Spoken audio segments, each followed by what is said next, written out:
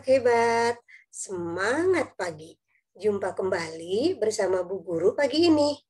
Assalamualaikum warahmatullahi wabarakatuh. Anak hebat, apa kabar kalian pagi ini? Ibu selalu berdoa agar kamu selalu senantiasa sehat. Oh iya, jangan lupa semangat pagi.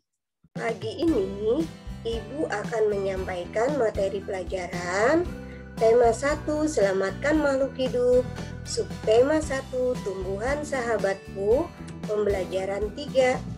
Namun, sebelum mulai pembelajaran, marilah kita awali pembelajaran kita pagi ini dengan pembacaan doa terlebih dahulu, agar kita semua diberi kesehatan dan kemudahan untuk memahami materi pelajaran yang akan Ibu sampaikan pagi ini.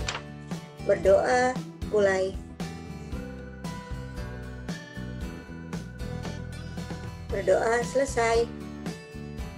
Anak-anak, apa tujuan kita belajar hari ini?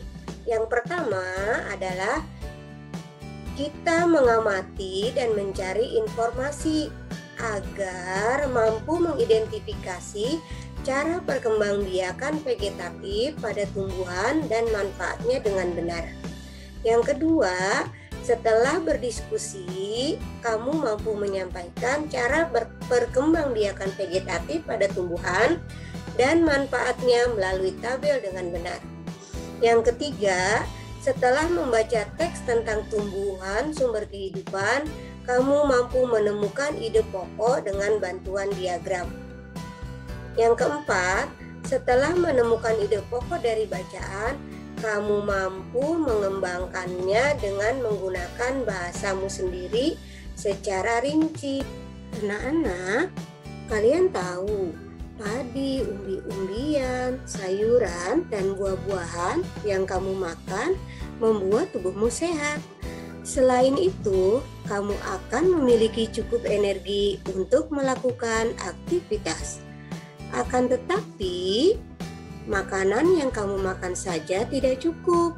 Kamu perlu berolahraga untuk membuat badanmu sehat dan kuat. Anak-anak, salah satu kegiatan olahraga yang sederhana yang gampang sekali kamu lakukan adalah berlari. Olahraga ini sangat menyehatkan. Anak-anak, setelah kamu berolahraga di sekolah, masih ingat? Setelah berolahraga di halaman sekolah, biasanya kamu suka berteduh di bawah pohon. Kenapa? Banyak sekali manfaatnya.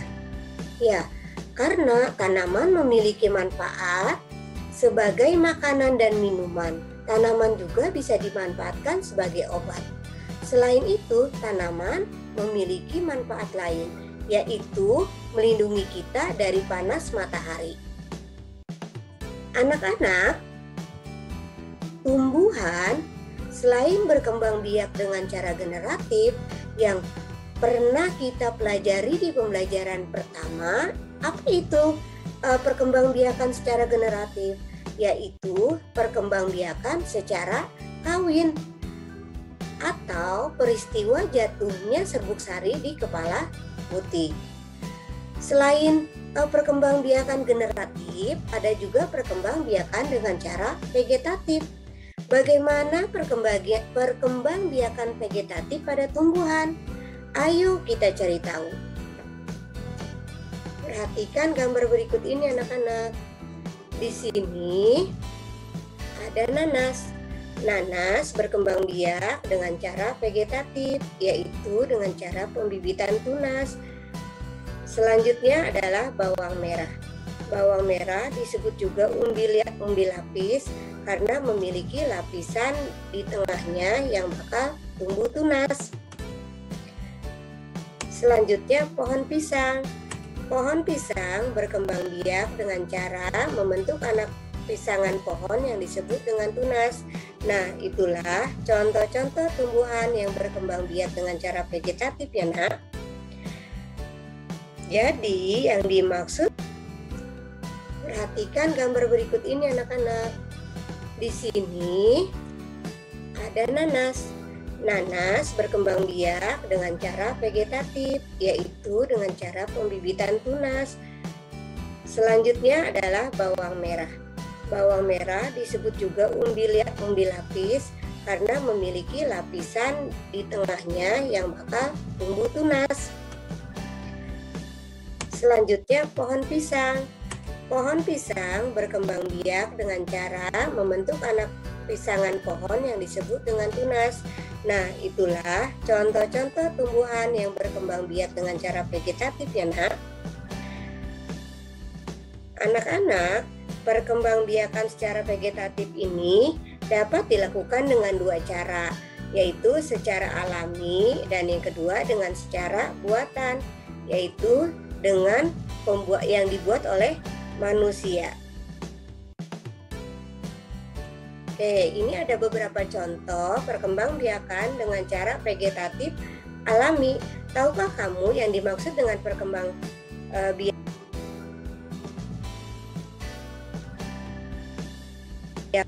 vegetatif? Oke, perkembangbiakan cara vegetatif adalah cara perkembangbiakan suatu makhluk hidup yang terjadi tanpa melalui perkawinan. Makhluk hidup baru tumbuh berasal dari induknya. Ini seperti tadi, bawang merah, wortel juga berkembang biak dengan umbi. Cara perkembangbiakan vegetatif alami yaitu tunas, contohnya pisang dan bambu. Umbi, kentang, singkong, ubi, bawang, dan wortel. Spora, yaitu contohnya jenis paku-pakuan, lumut, dan jamur. Ada lagi perkembangbiakan secara vegetatif alami yaitu dengan cara rizoma atau rimpang. Contohnya adalah jahe, kunyit, dan lengkuas yang biasa dimasak oleh ibu-ibu kamu. Selanjutnya adalah dengan cara geragi. Contohnya adalah tanaman stroberi. Sekarang perhatikan lingkungan rumahmu. Ya, di sini sekolah, ibu maunya lingkungan rumahmu saja. Catatlah informasi tentang tanaman yang berkembang biak secara vegetatif. Catatlah pada tabel berikut. Di buku tema ada di halaman 35. Jika kamu punya buku tema, silakan kamu catat di buku tema kamu. Tapi jika kamu tidak punya, silakan catat di buku tulis kalian masing-masing. Bentuk tabelnya seperti ini. Nama tanaman, tadi apa misalnya? Ibu contohkan satu.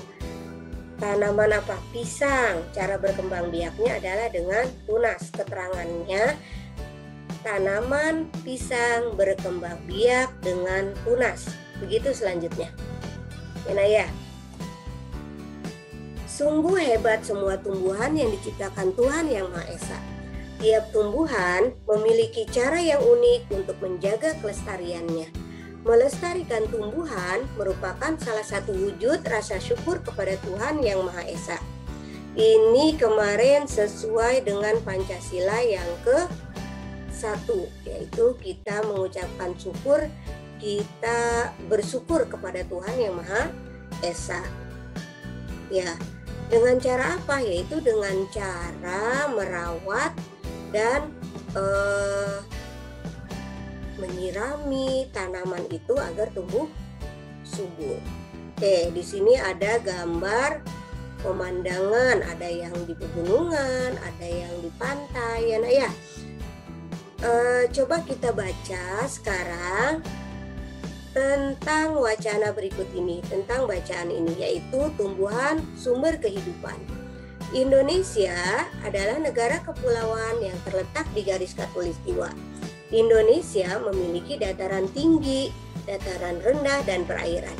Dataran rendah adalah daratan yang memiliki ketinggian 0 sampai 200 meter di atas permukaan laut. Hampir semua ibu kota provinsi di Indonesia terletak di dataran rendah. Tumbuhan di dataran rendah adalah padi, palawija, dan tebu. Wilayah pantai termasuk dataran rendah.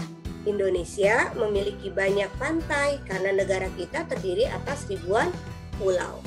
Tumbuhan di wilayah pantai adalah kelapa, bakau, dan ganggang. Dataran tinggi adalah daratan luas dengan ketinggian lebih dari 200 meter di atas permukaan laut. Beberapa dataran tinggi di Indonesia adalah dataran tinggi Dieng terdapat di Jawa Tengah, dataran tinggi Malang, dan dataran tinggi Tengger ada di Jawa Timur. Dataran tinggi Alas ada di Aceh, dan dataran tinggi Bone ada di Sulawesi Selatan. Jenis tumbuhan di dataran tinggi adalah teh, kopi, cengkeh, buah-buahan, dan sayuran. Dapatkah kamu menemukan jenis tumbuhan lain yang terdapat di dataran tinggi dan dataran rendah? Tadi sudah baca wacananya. Sekarang tugas yang kedua adalah kamu mengisi diagram di bawah ini berdasarkan informasi dan ide pokok dalam bacaan. Tadi paragraf 1 ide pokoknya apa? Paragraf 2, 3, 4, dan 5. Ini tugas keduanya ya nak ya. Oke. Tetap semangat dan selalu patuhi protokol kesehatan. Terima kasih. Wassalamualaikum warahmatullahi wabarakatuh.